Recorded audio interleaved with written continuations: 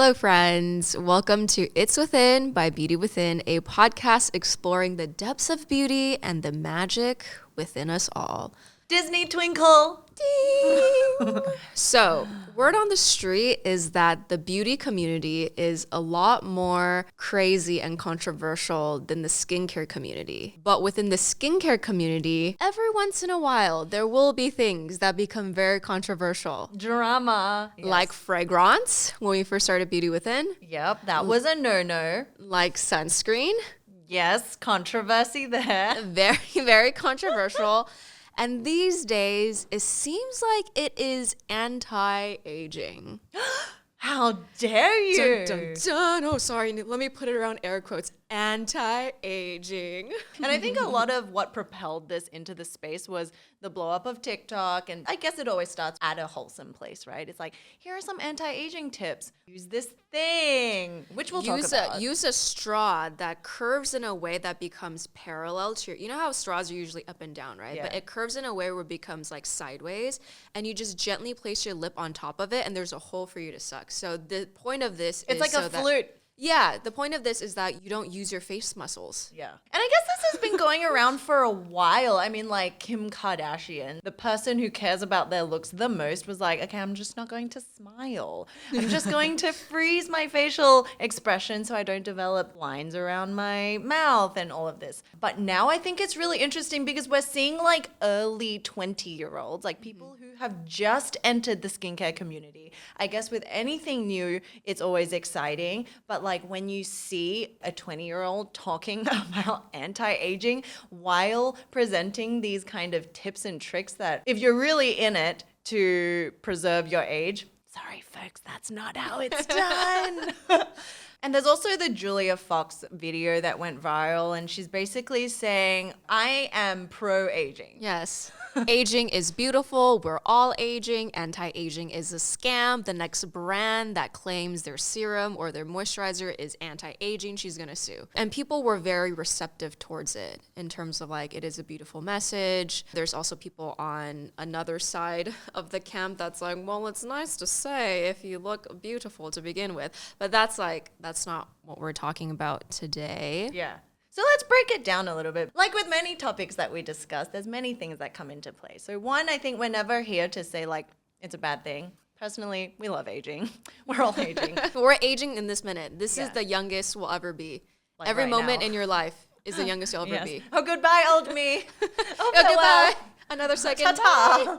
There are products like gua sha tools, face rollers, LED lights, skincare, everything that we talk about. Facial massages. Yes, massages. These are kind of like your physical, superficial things to help aid in the aging process. And then there's the things we see like, including TikTok, the straws. So I would say this sits kind of like in between neutral because it's not like harming you. Yeah. But it's like definitely beyond just moisturizers and facial massages. And there's also face tapes where people tape all their fine lines and wrinkles and they kind of look scary. I think that's similar with the straw.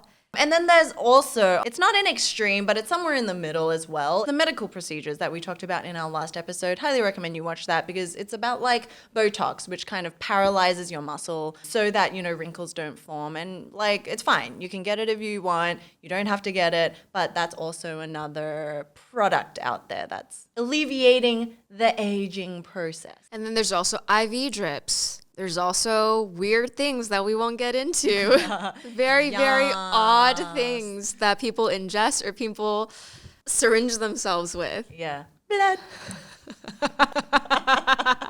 Well, another extreme, we can go back far in time, was Cleopatra, who used to bathe in donkey milk. Oh, yeah. And she needed 700 donkeys to produce enough milk for her to bathe in. Yeah, like culture is actually really interesting because she also set the precedent for like milk and honey baths. And then we know Japanese people, they're known for having centennials. Yeah. Not centurions. Centurions. They're all half horse. The people who live over 100 years old. Centennials, yeah. Yes. And it includes, yes, Japan is one. There's a place in California, Greece, and it's like everything to do with diet and stuff, which is kind of a hint to What is true anti-aging? So I think this is a great place to segue into the rest of the video where we'll talk about what actually is aging, where did anti-aging come from, and also our humble thoughts on how to actually anti-age or to age gracefully. Yeah. And if you're listening, it doesn't matter what age bracket you fall into, teen, like early 20s, late 20s, 30s, 40s, 50s, are all 70s, aging. 80s, 90s, 100. Yeah. Looking back, there are definitely things that we could have done at a specific point in time that could really maximize where we were in life and really Yes. take care of ourselves more. But there's always more for us to live through. So we're also sharing our nuggets of experience so you don't have to yourself. So what is aging? The definition of aging, according to Google, which is, I don't know, Webster, whatever, I was pretty surprised at how simple it was. The Good definition, things are simple, right? the definition of aging is the process of growing old. Full stop. Makes sense. That's it. I'm like, oh, that's actually very beautiful. Keyword process. It's like not good or bad. It just is what it is. And I think that's maybe sometimes we forget these days when all we're seeing are anti-aging TikTok reels or people pushing different types of procedures or products that you feel like it is a bad thing, when in reality it's a neutral thing. It follows the course of life. Yeah. So what does aging mean to you?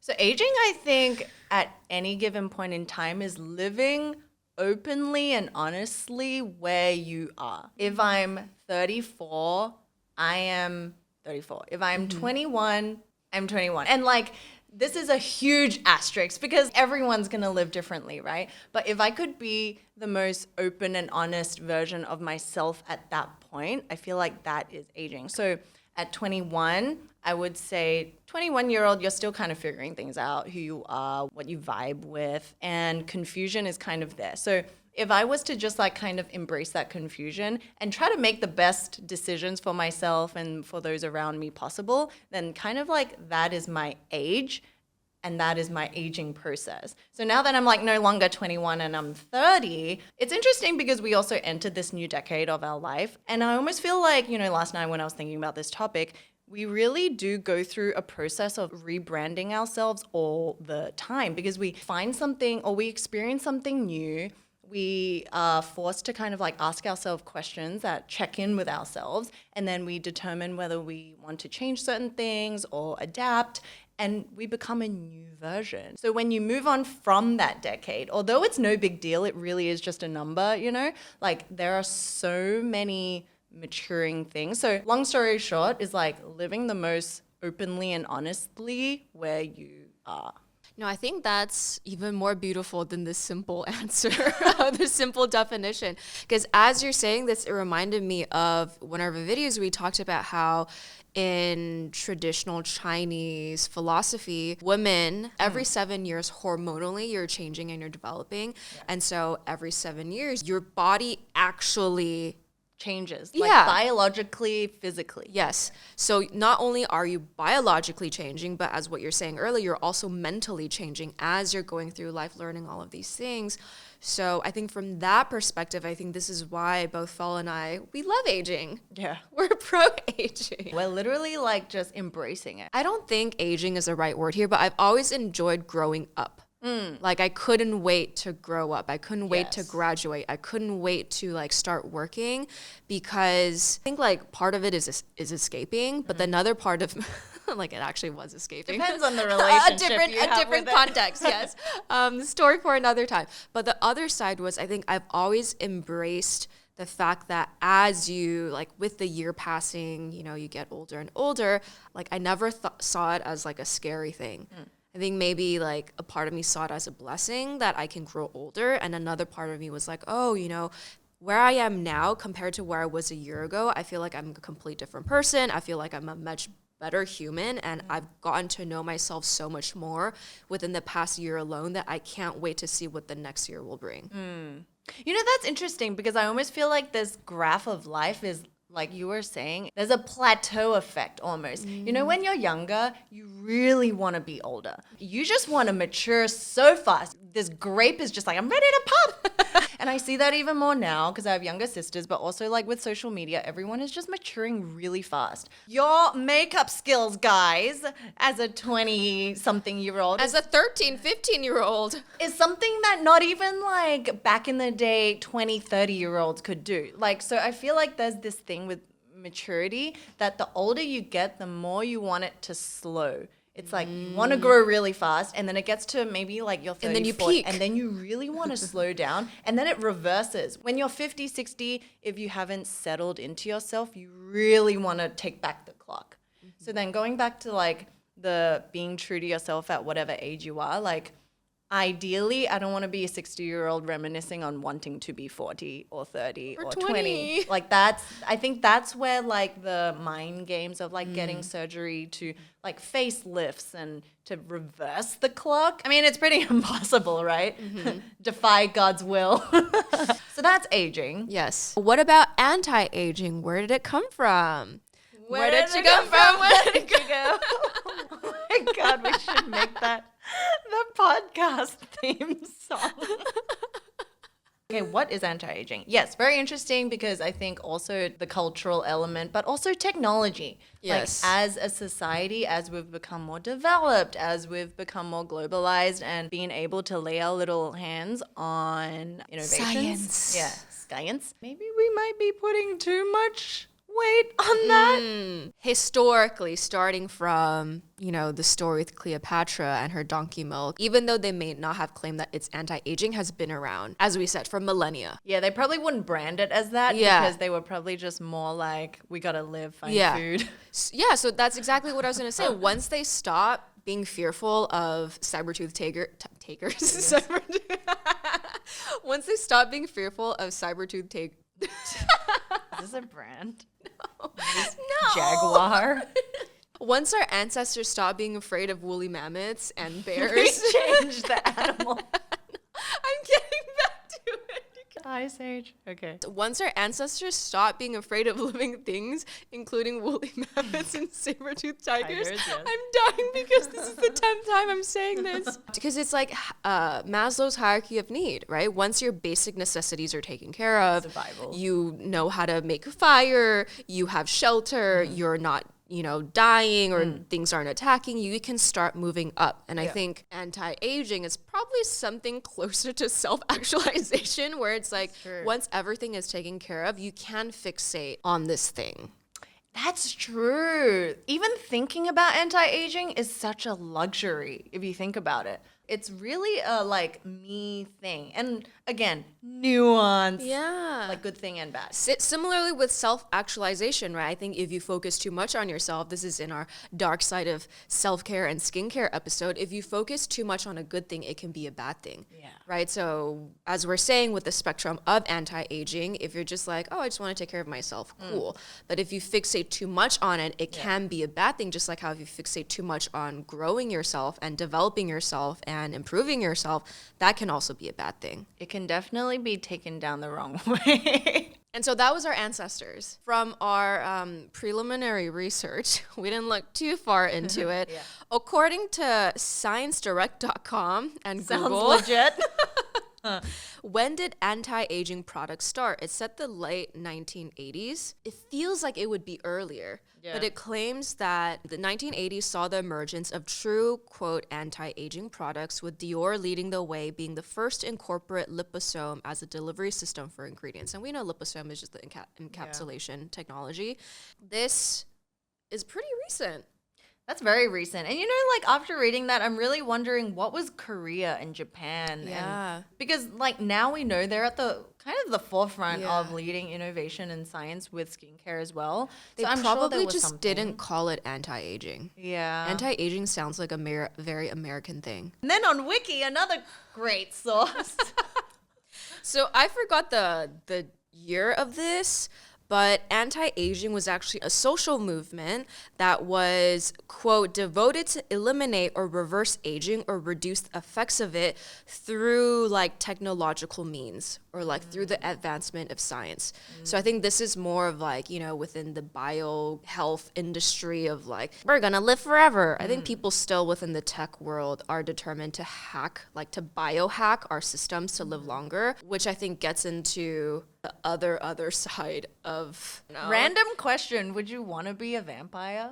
No. Like, would you want to literally keep living and see the generations pass on and still live? I think it's like people who care so much about immortality are focused in just like about this life. Whenever humans and their hubris claims they can outsmart the divine, that is where disaster usually happens. It's hilarious that we're talking about anti-aging, but it's kind of a fight between science and nature, right? Yeah. That's what I mean about luxury. Without the luxury of all these science development, we wouldn't even be thinking or like plaguing ourselves with how to look younger. Yeah. We would just be. This brings up another thing that just came to mind. You know the founder of Zappos? He was, I think, in his like 30s or 40s, like a very successful man, made so much money. Zappos is the shoe brand, like the online e-retailer that was maybe the first huge companies to send shoes to your Amazon. home. Yeah. Yeah. So they've been around for a long time. He was very successful, but he very sadly passed away a few years ago because he got everything in his life. You know, he has money, he has all these things, and friends around him have been saying like the past couple of years, he's been very interested in biohacking his body to see if he can live longer or to see if he can eat less or eat more or whatever to, I don't know, I think it is like a low-key quest for immortality. Biohacking is interesting though, because then it makes me think of, you know how I love human body and like looking into that. So there's genetics, which is our DNA, which is given from our ancestors, our great whatever, from our parents, and we have what we have. And then there's actually something that people don't really talk about, which is epigenetics, which is actually the behavior and the environment that you're in, which can affect the process, as we were talking about, the process of aging. And that can't affect your DNA, but it can affect how your DNA interacts with and how it develops as you age. That, I feel like, is kind of the pinnacle of what we're going to talk about in just a bit, which is like, what can you change? You look this way, you are this way, maybe you have certain things. It's really interesting because even people with cancer stories, like they had no hope, they were set a date, and they were like, okay, I can't do anything else, so I'll just change the way I eat, my diet. So this is another kind of like personal case through epigenetics, and it actually could take them out of a really painful situation. I mean, that's different from person to person, so not saying that it like applies to all. But just, isn't this fascinating that through one innocent topic of, quote, anti-aging can come all of these philosophical debates of life and divine and science and nature and nurture and epigenetics and genetics? It also brings up, isn't mind versus matter. Are you stressed or do you think you're stressed? Are you aging or do you think you're aging? We're just aging. But I think the way we think about aging impacts the way we age a lot. So I think this is a great place to share on the true secrets Like of what we're doing? anti-aging. Yeah, like what you can actually do to anti-age in a way that will give you long-term sustaining results, not just instant boost of glow. Because I think that's another thing that has been very front of mind lately. It's easy to want to do the easy thing and get the result you want. It's hard to do harder things and wait But to those are the eventually get that- what you want. Yeah, those are the things that normally do pay off exponentially because it's about, you know, we've talked about this before, investing in yourself. So it's not that Ro and I have life figured out. You know No. what I mean? We're still definitely working through this thing called life. But I think there have been certain points that we've figured out. You know what? This set of things is out of our control. This set of things is in our control, and how to go about it. So before we get there, I want to first wrap up the anti-aging as it comes to products section. Oh, yeah. What are your final thoughts on these anti-aging trends and also anti-aging creams or things marketed as anti-aging? Oh, you don't have to believe anti-aging creams at all. Because like, okay, so back in the day before skincare got huge, there was like Olay, right? And Olay always had these kind of like old fashioned, here's your anti-aging cream. But honestly, what anti-aging means is just a thicker formula. It's just a cream. Yeah, it's a cream that's the texture has more shea butters and oils because as we age, we do naturally lose a lot of that oil because of estrogen levels. In women, our estrogen goes down as we age, and that will mean that our skin gets drier. Even for my skin, I've realized like my oily skin, acne prone, is now severely dehydrated and dry all the time. So remember like 3 years ago I started, or 2 years ago, I started using all the creams you were using, right? It was like literally out shocked. of nowhere. Yeah. And that was in my 28 to 29. So coincidentally or not, that did fall into this Chinese 28-year-old, you're in a new phase. Yes. That happened before I even found out about that when we did the video. So I was like, you know, when things start clicking, you're like, oh, snap.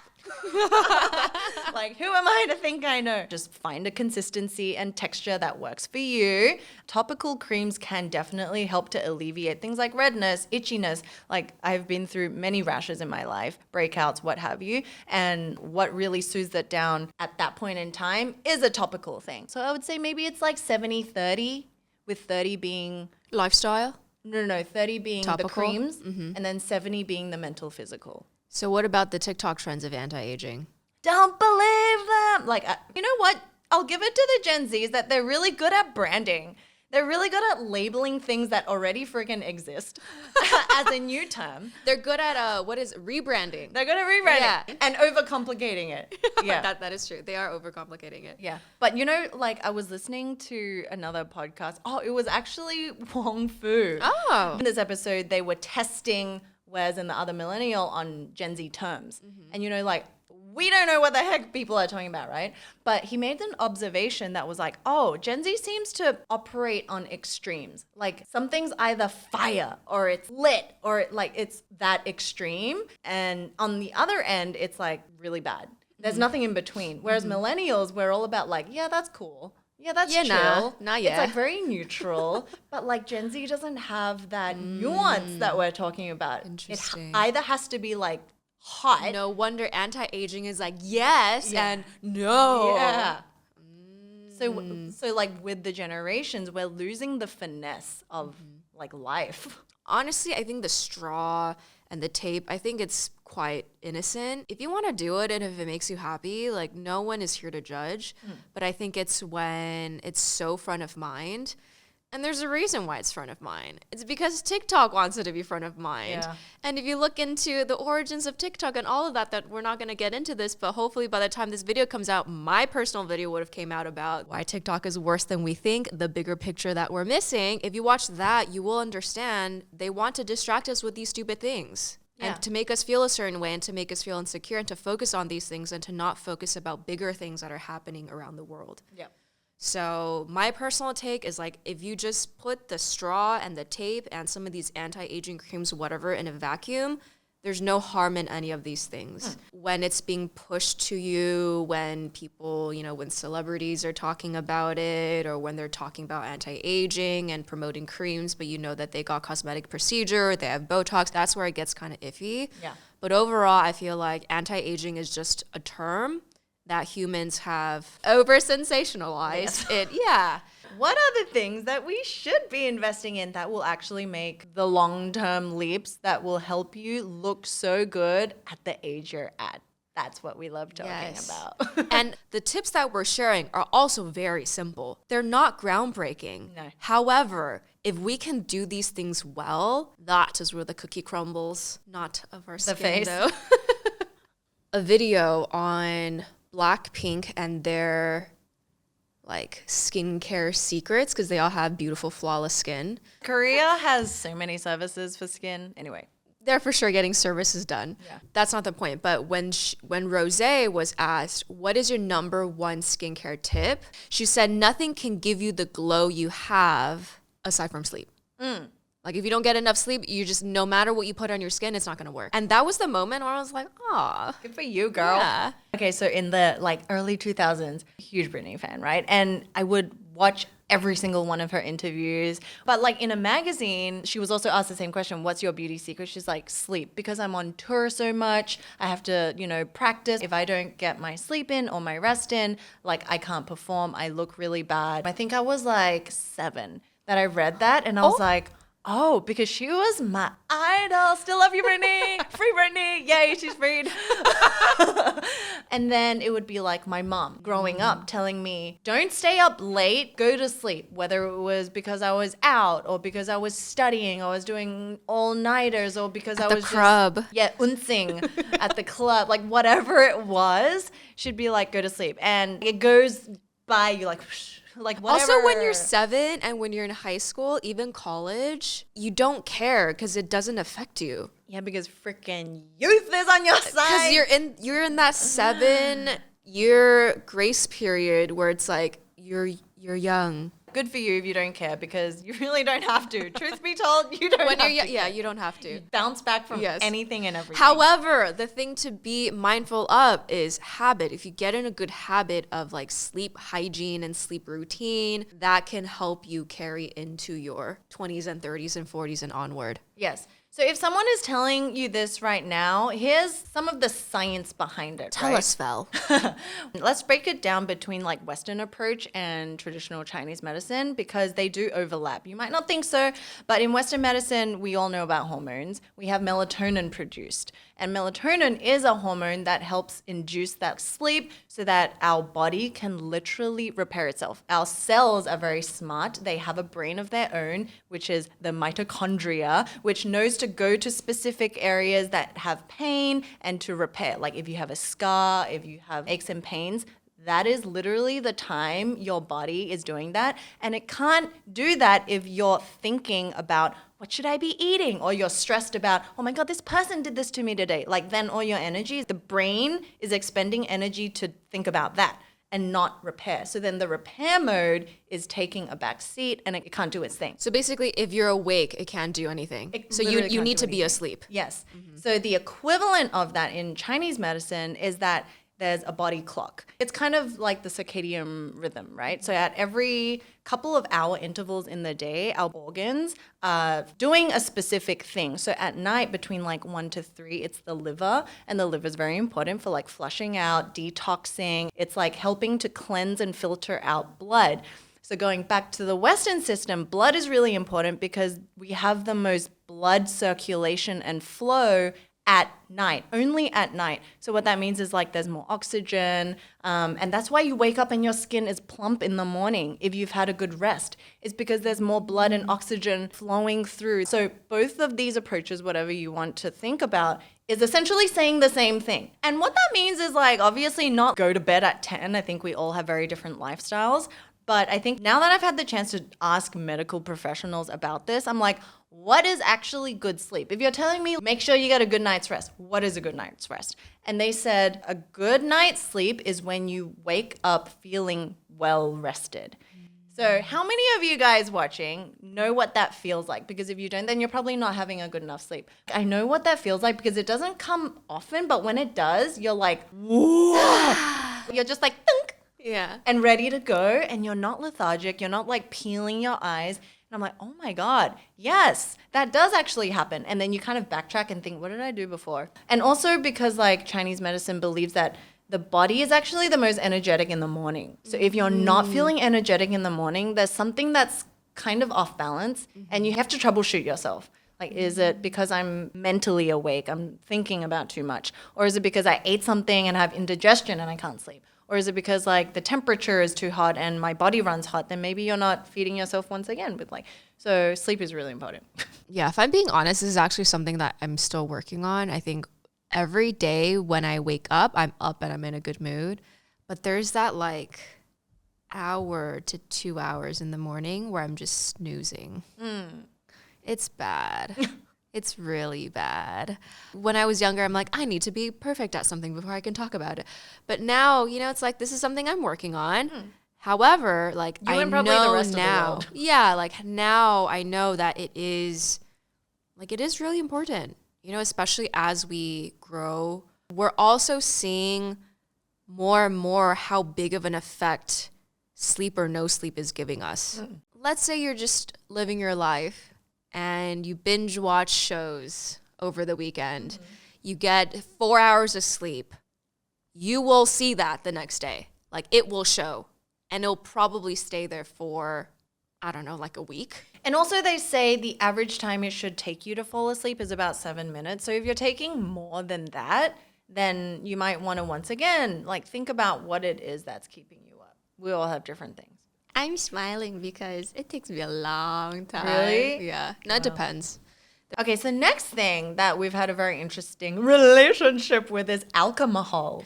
Alcohol. So if you guys have ever met Ro and I at a dinner or a function, we don't drink. And it hasn't always been this way. We were quite wild. And like, that's the thing that I feel like back in the day, this is also a maturity thing. You use alcohol abusively. We're not saying we were alcoholics, but you do it as that social filter. The social lubricant. That's what it is. Liquid luck. Yeah. Liquid courage.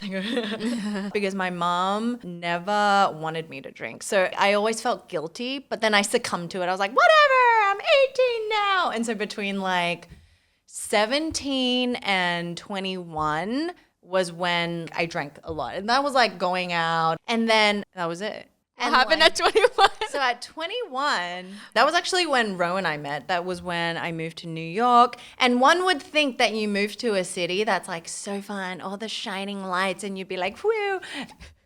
We did like the complete opposite and kind of went on a life detox and started thinking about life differently, which is why we love to talk about this, right? Because it really is a reflection. You know, you ask yourself, why do you drink? Do you even enjoy drinking? What do you drink for? At what times do you find yourself drinking? And it wasn't like an interview with myself, but because... It's just like ponders. Yeah. And you're like, do I really need it? Plus, it's really expensive in New York. Yeah.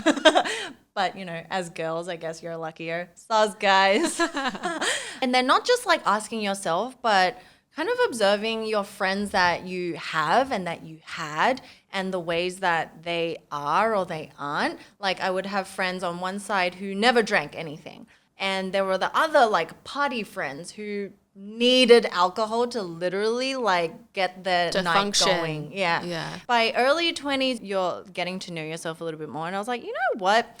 People really don't enjoy drinking. They're just drinking because it relaxes them and they can hide behind something. But what do I want? I want to live my truest life. Let's say like I'm shy and you drink to break out of your shell. I want to actually hone the skills to do that without relying on alcohol because, you know, alcohol... Or like any substance. Any substance. Yeah. Alcohol and these types of things are just addictive.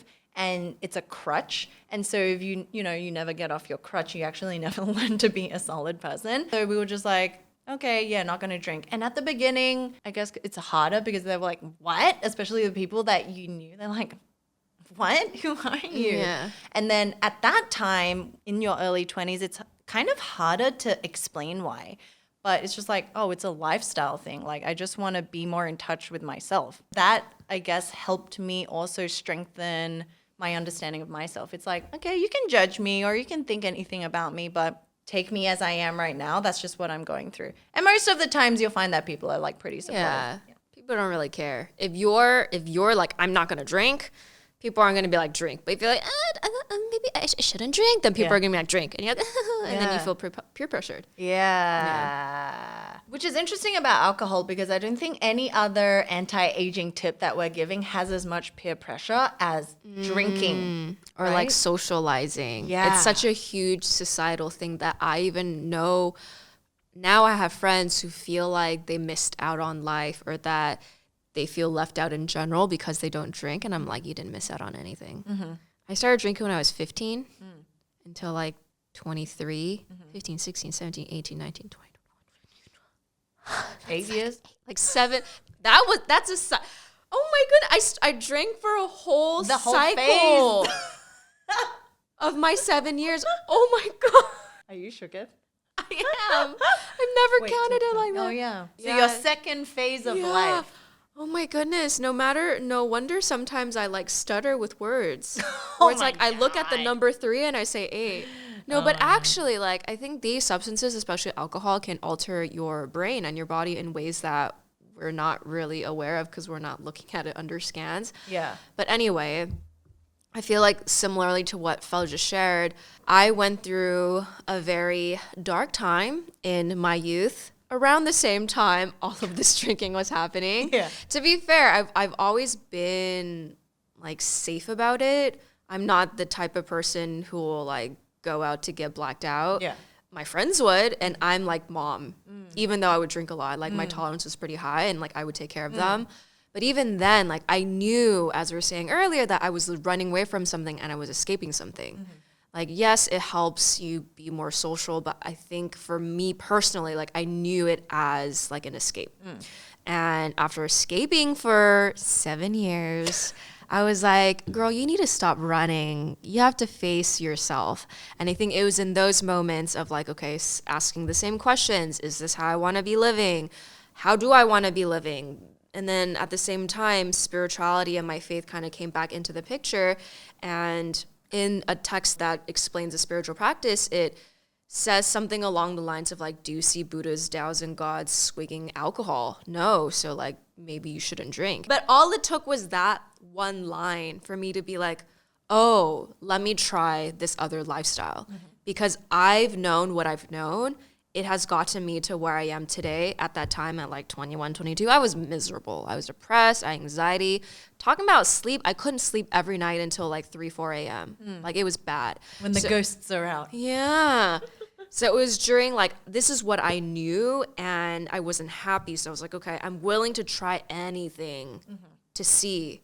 Because if I try the not drinking thing and then I'm like, whatever, I don't want to do that anymore, you can always go back.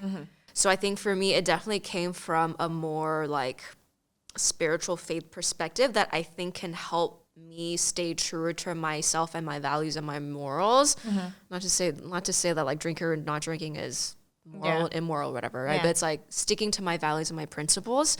And so that definitely helps. Yeah. And it's now another 7 years have passed where I can see the benefits. As you were saying that, I think like with spirituality, right? For people who don't really know what that means, I think it's just about asking yourself, who do you want to be? Like if you, and any and all questions relating to that is helping you realize things about yourself that might have been shoved in the corner or you don't want to, like, as you said, like running away from, or maybe that you haven't even had the opportunity to think about. And that really is like spirituality because it's about your spirit. We all have a spirit and a soul. And so just in case you guys really know or haven't thought about that yet. And this whole time, Fel and I are talking about how we don't drink anymore. But for anyone who's watching, it doesn't need to be like a cold turkey, I'm going to stop drinking like Fel Ro. Oh, no, that was just us. Yeah, that's just us. That's our personal preference, right? Like we don't drink doesn't mean we expect other people to not drink. You live your life, you do your thing. Yeah. However, the point of this alcohol little section is if you do drink, if you do smoke, these are just things to keep in mind that could impact you in ways that age you. no, but yeah, it is expediting the aging process. Yes. So the science of alcohol, and when I say alcohol, it means wine, spirits, beer, whatever it is. How it works is actually these are considered diuretics. So even if you're a coffee drinker like coffee is a diuretic. And what that means is that it makes you flush out fluids. And so when your body is trying to flush out fluids because of this particular beverage, then it's taking it from somewhere, right? And your skin as an organ is one of those places that fluids and hydration will be drained from, which is why, if you think about it, the night after you drink, you are parched, my friends. Oh it my is goodness. like, Yeah. it puts like ramen noodles for shame. Like that's sodium parched, but alcohol is a different because it's draining and dehydrating It's like from your a skin. cellular level. Yeah. As we're aging, we're already losing that hydration. But on top of that, you add alcohol that's further dehydrating your skin. That's a double whammy. How do fine lines and wrinkles form? It's with dehydrated skin and like if you're not nourishing it. And so you really need to like rehydrate it. And so that's kind of like why you are dull, why you are dehydrated, why you look ashy. the day after or even the next day after if you're not replenishing, there's only so much you can physically drink water. And like the water doesn't reach your skin anyway, guys. So that's where skincare comes in to moisture it from the surface, but you also need to like feed it with your fibers and all of that good stuff. Or you can just drink your wine with the sippy straw. Yeah, right? People are like, what if I just have one glass? Like, do whatever you want. That's like, our point is not to tell you how to live your life. Like, enjoy your life. But I also want to remind you, if you are kind of thinking about it, but because of peer pressure, there are people like us. So you're not alone. Just letting you guys know. And I feel like I'm more fun when I go out these days. Oh, yeah. If I were to go out than who I was when I actually did drink. Yeah, you know when people drink, they're like, you're either aggressive or you're either like too loud or you're like... Too sad? Yeah, like crying.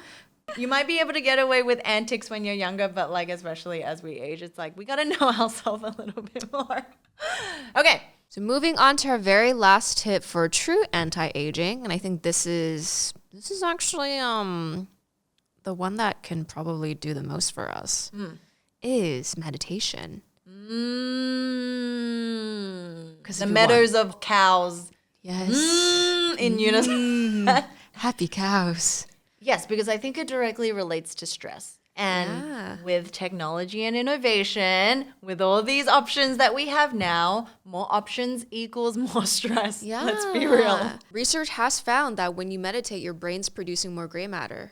Our brain, if you cut it, it looks like a cauliflower, right? It's like gray matter and white matter. And they're both responsible for very different things. Like gray matter is emotional behavior. It's also like the functions, like our bodily functions that our brain tells us to do and being able to process emotions. And the gray matter that you're talking about is enhanced when you meditate. And they did studies, like Harvard did studies. Like so many people have love to discredit it, but there's also a lot of studies that prove biologically and physically there are changes in the brain when you meditate. Those specific areas in the brain, they tracked it and it actually thickened. And then there's also white matter, and they found that the brain, you know, there's like neurons and they all have to connect so that a message is formed and you can do anything and everything. They found that when you meditate, those connection pathways multiplied and strengthened. So you're actually able to literally connect the dots so much quicker. Like a computer that's like a dial-up versus broadband. Versus Fios. Yeah. Verizon? Wait, which one is Verizon? Yeah. Sponsor us, Verizon. Like even Wim Hof, the guy who can plunge into ice coldness and think it's nothing, that is a form of meditation, right? Because before he does that, he like breathes. Breath work, people love to talk about. Yeah, to get the blood flowing. So that's the science part. Yeah, and I think on a personal level, whether the science backs up meditation or not, I've personally found that, as you're just saying in the beginning, it's like the stress component. I think just having time to yourself every day, even if it's 5, 10, 30 minutes, an hour, whatever works for you, having that moment for yourself to check in and to potentially work through some of the questions that Fel mentioned when it comes to alcohol, of why you do it, what kind of person do you want to be? Who, what, where, why? Yeah. If you have this time for yourself, the more you check in with yourself, the more you realize what's important to you, the more you'll realize all of this noise is irrelevant. It will only do good things for you. Yeah. I mean, like, because going back to anti-aging, what we want is kind of to live in harmony with ourselves, right? Like, this is a word I can never get. Exacerbated. Yes, exacerbate. Yes, that. It heightens the stress. Then, like, you can't cope. And, like, imagine when you're supposed to be blissfully retired somewhere and you're still, like, you never got over it. How about, you know what would be fun? What if you walk us through how to meditate, like for a minute? I have a minute. Oh my God, I am free. Rowan Fel talked about meditation one day. Let's try it. The first thing I would say is just to close your eyes and just focus on your breath. Okay, so closing your eyes helps because it shuts out everything, Yes. right? You can definitely meditate with eyes Yeah, open. it's low-key sensory deprivation, at least one sense, right? I think it helps you focus. So like if you close your eyes, just focus on your breath, and every time you catch yourself drifting away from your thoughts, start like, what do I need to do later? Oh my God, like this thing. Oh my God, my friend said this to me earlier. What does that mean? Like, is she mad at me? Like all of those thoughts, just like as soon as it happens, just be aware of it and then gently try to bring it back. And then when it happens again, be aware of it and gently try to bring it back. And I just think that minute of presence, of focusing on your breath and being aware of the present moment is already, when do we actively tell ourselves, sit down for a minute and be present? Yeah. You know, you can also, if you are watching this and you have like a warm or cold beverage next to you, just hold it in your hand and just feel it. Like it's warm, it smells good, it makes me happy. Like that moment of focusing on something in front of you that helps you be present of your surroundings, that's another way. Yes. Of practicing oh my God. presence. Yes, that reminds me. I don't know if I heard it somewhere or read it somewhere. So this is what you can do, like for people who want to practice presence. We're not even talking about meditation anymore, right? Just presence. It's like, how many of you can actually close your eyes right now? Tell me 10 details about the room. At the beginning, it's very hard to. It's like, yeah, there's a camera in front of me.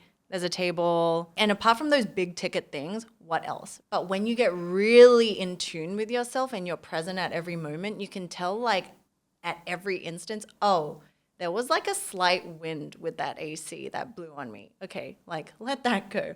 Like, oh, there was a flicker of that light, but let that go. There was a person over there talking, murmuring something. Like you're so aware. You can try that at home. It's like you're like holding a thing. It's like, oh, I felt a drip run down the condensation. Like those are little details that if we can be so aware of in our own thoughts, you're good. Yeah, because in that present moment, you'll also realize that none of these things you're worrying about are actually worth your time thinking about. Yeah, like what are we doing here? Yeah. Exactly. So I think that's a fun exercise. Try it. Close your eyes, write down in a notebook how many things that you can smell, sense, touch, because I think we forget that we have so many touch points. And I will tell you, there are days that are really hard with meditating, and there's days that are just blissful. And I think that's life. That is life. It's if you think about all the emotions you go through in a day, all the emotions you go through in a week, all the emotions you go through in a month, and then add on hormones to that, right? Females with their cycles, like your every day will be different, and that is okay. And I think that was one thing that maybe I was like, every day needs to be perfect and every day needs to look the same because I want to do all of these things and check off all of these boxes. Life's not like that. It's a good point because the goal of meditation is not to be silence in here, especially at the beginning. Don't think that is the goal. I think it's more just to question your thoughts and let them go. It's like, what do you want to do with it? Or to observe your thoughts. Observe them. As a third person of like, oh, interesting, Rowena is thinking about this again. It must mean a lot to her.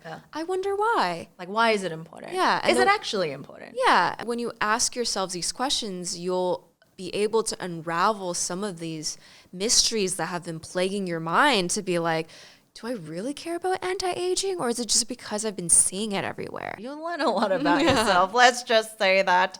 So with that, I guess that wraps up this episode, but let's enjoy age. Yeah. To age gracefully together. Openly, honestly, and love the process. And wear sunscreen and walk in the shade. Oh yeah, those things truly make a difference. And a hat.